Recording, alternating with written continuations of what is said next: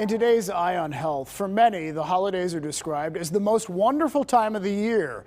But that's not the case for everyone, including with those dealing with grief and loss of someone or something. And 2020 has been filled with grief for so many people. Joining me now is psychologist Matthew Iwaniec with Allegheny Health Network. First off, thank you for joining us. And we want to talk about what grief is, because we all think of grief as when we lose someone special, but we also grieve other things too. We grieve not seeing someone during the holidays because of COVID or missing out on important occasions in our lives, right? I mean, it's far-reaching. Yeah, so we think of bereavement as the loss of a loved one, but grief is the psychological process of adjusting to any type of loss, just as all those you mentioned during COVID, especially. And grief is different for every person, and it doesn't happen in nice, neat, sequential stages, but there are commonalities in how people experience it. And some of those common feelings include a really strong yearning or a desire to regain the loss, strong feelings of sadness, frequent thoughts and memories of the person that we lost or the thing that we lost, and often a strong mix of different painful emotions. You know, it seems to me that during the holidays, these kind of feelings get worse. We're used to seeing the people that we love, and if we're not able to see them in person or we've lost them altogether, it really exacerbates the situation.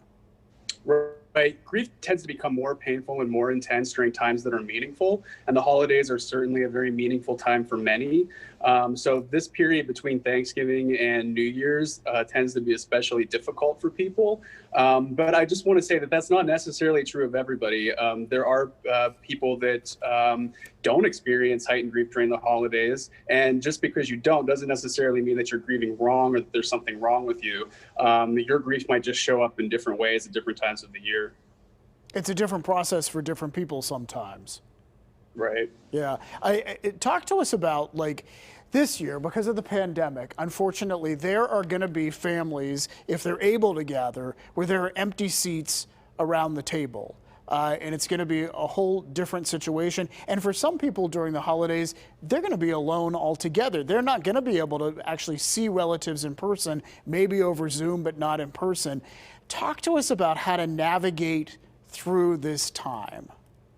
Yeah, the first thing that we really all need to do is go easy on ourselves and accept that this is a really difficult situation we're all going through. It's a difficult time of year, and grief generally is difficult. And we usually cope best by being with other mourners, people that we're close to, our natural social supports, and by going through the natural rituals that we've developed over time to effectively work through grief, like funerals and memorial services.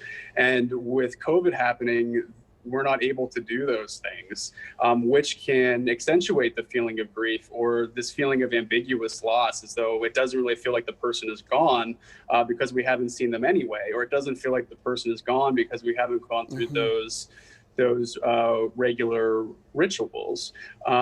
So anything that we can do to stay in contact with the people that we love and that are sharing in the mourning process can be helpful. And it can also be helpful to plan the rituals and mourning events later once the COVID crisis is over. Obviously, we can't do funerals and viewings and things like that, but we can still find ways to honor the person that we have lost, to respect and to cherish the memory, and to take care of them and their relationship in different ways.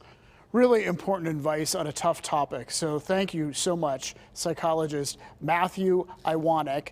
We really appreciate you talking with us. Thanks for having me, David. All right.